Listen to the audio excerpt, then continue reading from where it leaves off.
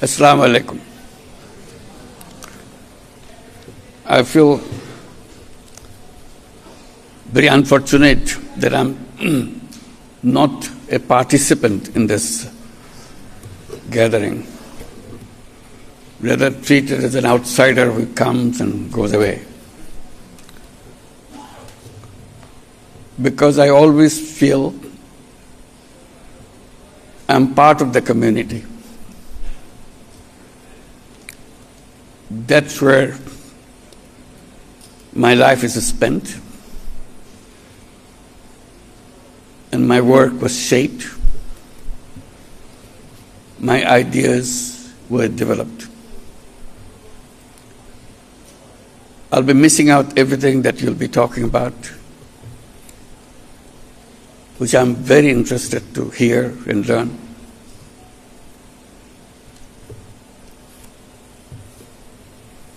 And I want to thank World Bank for organizing this.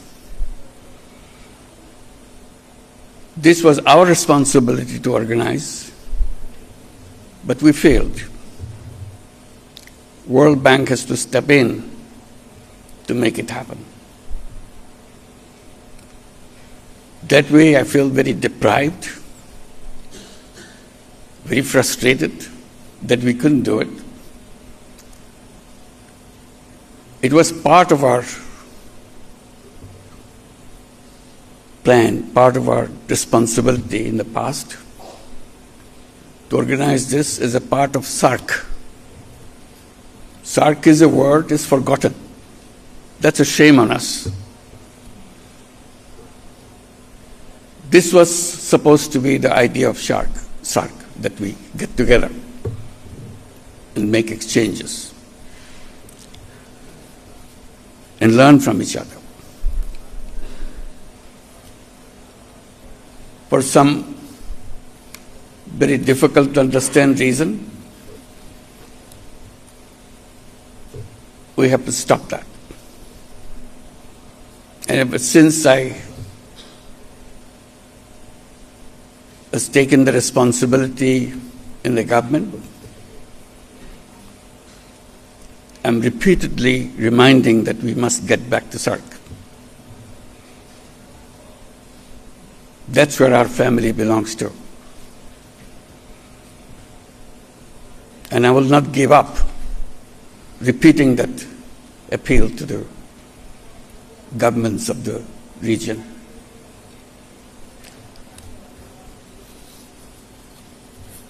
Today I feel very excited that academics at the highest level could get together in Dhaka. It's important that this is Dhaka. I hope you will have a chance to kind of review the things that happened in Dhaka in the past few months. That will clarify what this university education is all about, or education as a whole is all about.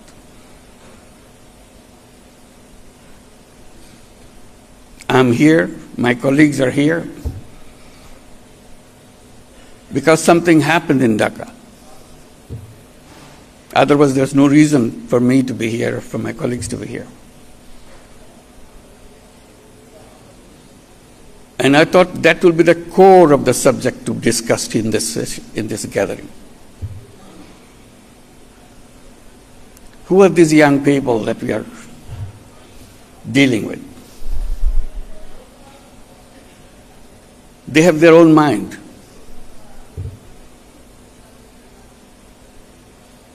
They stood up and raised their voice and brought down the ugliest fascist regime you could ever think of, given their lives. It would be a missed opportunity if you don't spend some time on understanding what they did a few months back on this very city. What was their expectation? What was their aspirations? Why did they stood up in front of guns and gave their lives, knowingly it will happen? And one school student actually wrote a letter to the mother. Mom, forgive me. Dad, forgive me. I'm going to the street, joining my friends. You tried to stop me with a high school kid. You tried to stop me, but I thought again and again. I'm not a coward.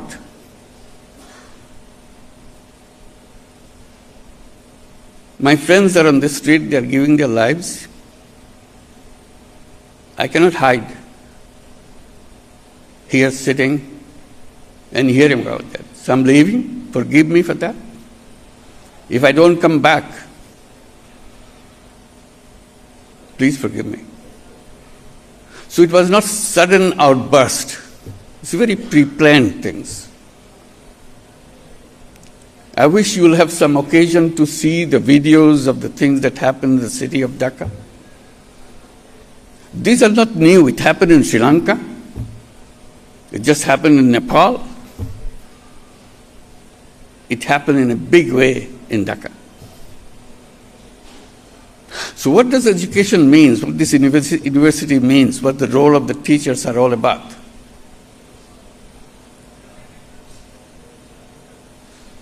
So they are the ones standing in front of the students trying to calm them down. Didn't listen.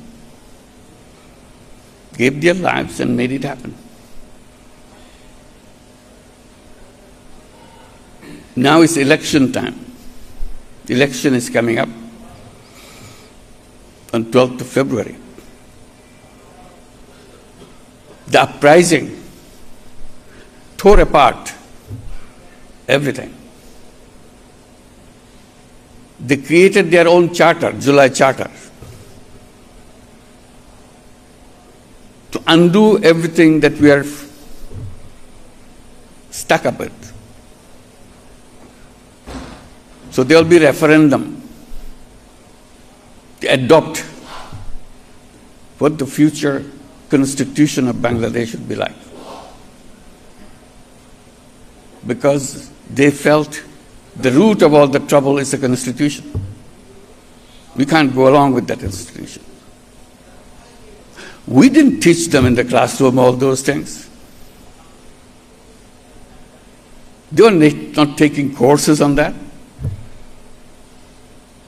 So where are we in the university?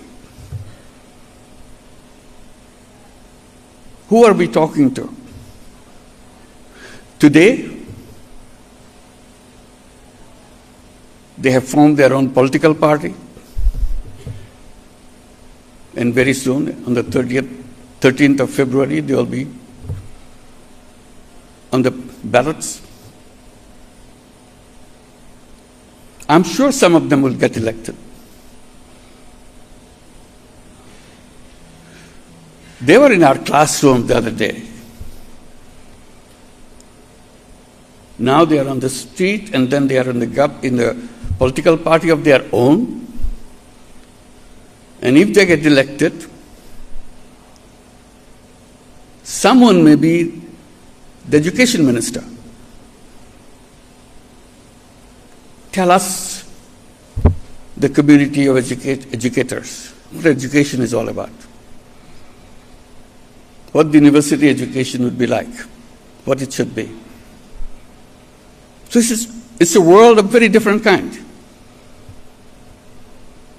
So we have to pay attention to what's going on and what is coming up. Old ways of doing things is a self-destructing mechanism. We have to do it quickly, as they have done quickly. July, August, uprising, now January, This was 24, this is 26. That's it. So this is one issue. I hope this will be taken up seriously in this gathering, in this discussion, where we are, what is being missed, how we can run and be in the front rather than falling behind.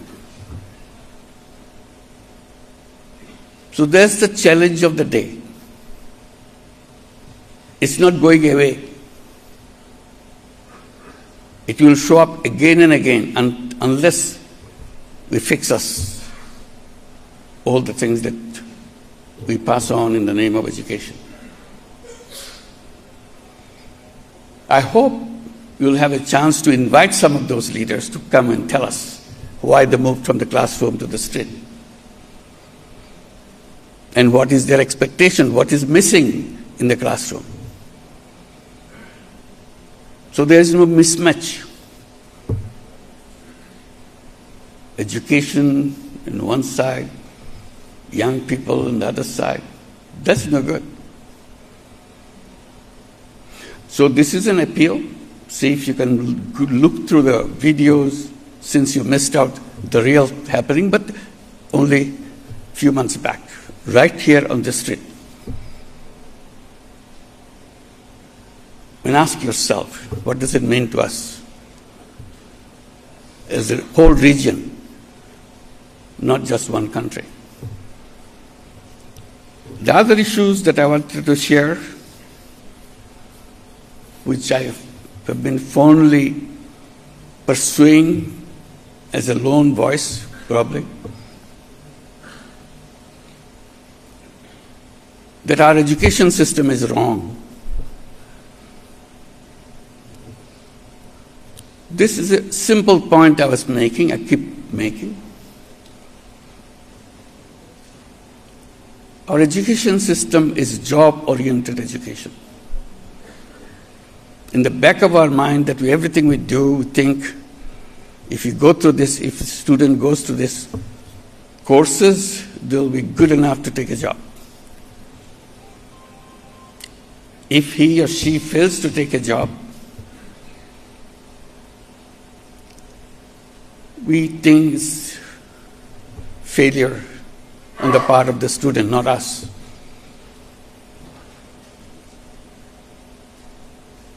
Why do we design a job-oriented education? That you have to have a degree to go to the job market so that they find you appropriate candidate.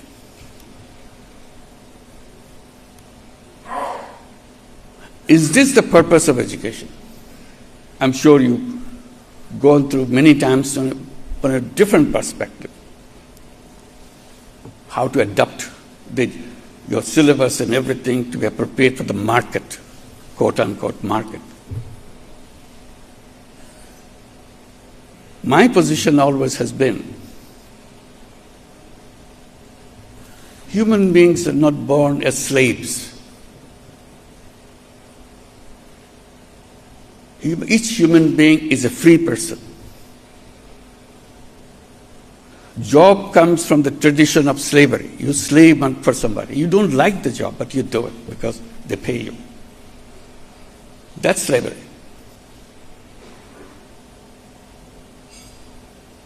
My lonely voice saying that human beings are born as a creative being. That's how we survived in this planet, as a creative being. From the very day we are born, we are creative. Even as a baby, we are creative. Creativity is essence of human being. Job is the negation of it. It takes away your creativity. You take orders. That's slavery.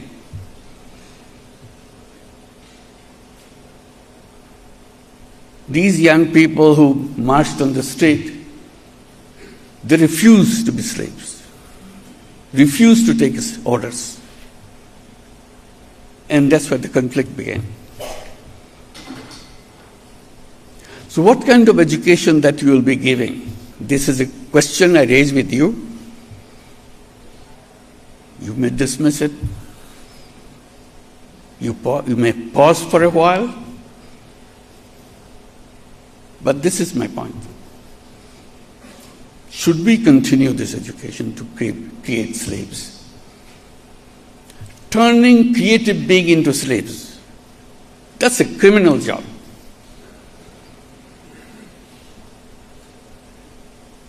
So I translated that creativity into entrepreneurship. Entrepreneur is a creative being. Why can't we teach entrepreneurs rather than job seekers? Tell young people you're not job seekers, you're job creators. You're agents of change. You create things the way you imagine.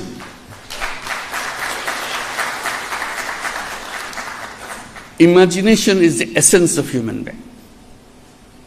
We discredit it. We say, no, not imagination. Be practical.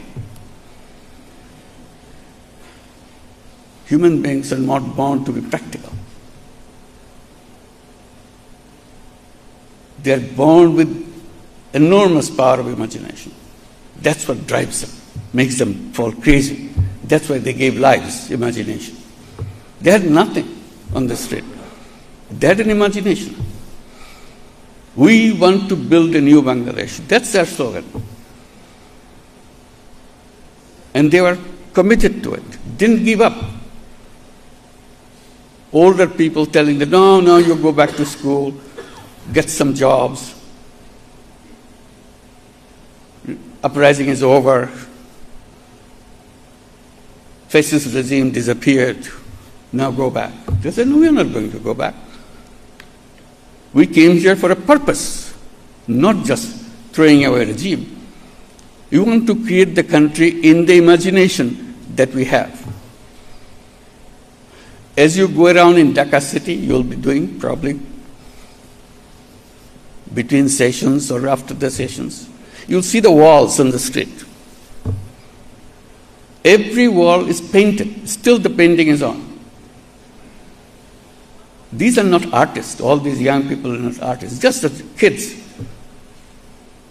from every family. Family is not a rich family. Very mundane, everyday family is struggling with their life. The kid is coming out, having some imagination about what the country should be. That's all.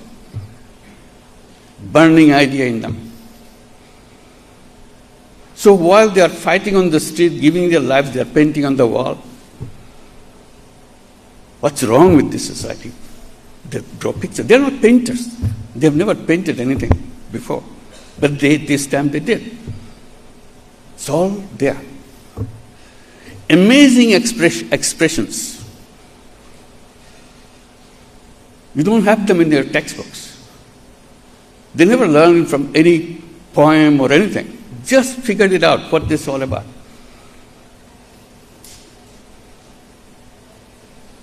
Just I remember one quickly. One writes, there's no substitute. It goes on because there's no alternative. He gives answer, I am the alternative. Similar thing all over Dhaka city. It's not only Dhaka city, every city in Bangladesh, you go, you see these paintings on the wall. There was no plan, there was no, somebody created this little messages. No, everybody figured out their own messages.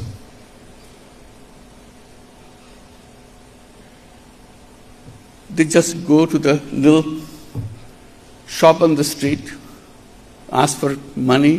Please give me some money. I want to buy some paint and some brush so that I can paint something on the wall. This is where the money came from. But there was no planning authority designing who should do what, nothing. That is the inner creativity every single human being. So education right there on the street. But we refuse to learn. We go back to the books. We learn how to write a good application for a job. That's the mismatch. I hope we could debate and discuss what education should be. Students have not raised that issue yet. They're so busy with the political issues. But someday they will raise that issue. What is education? Why are you teaching this? Who needs it?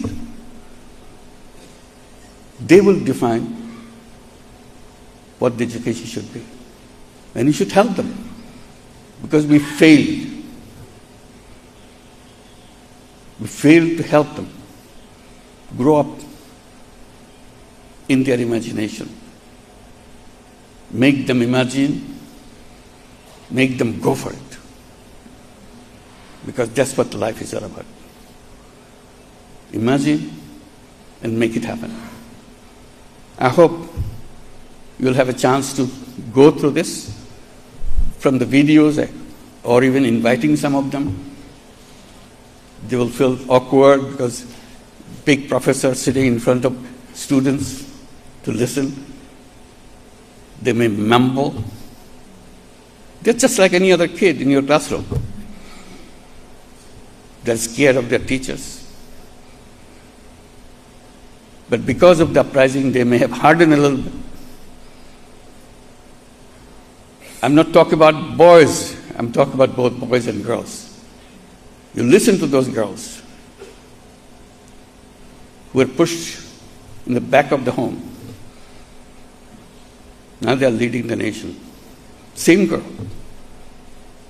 Not a different family.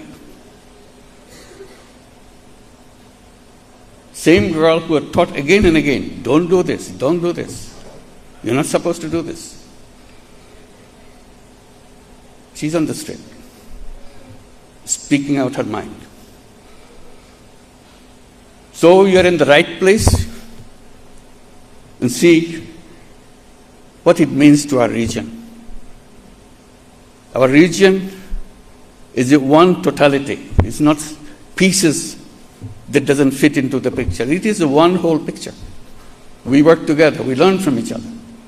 We are a family. Politicians make them forget that. So we have to rediscover ourselves. Thank you. I'm very happy to be with you. Sorry for all this on-the-spot remarks. I hope it will mean something to you. Thank you very much.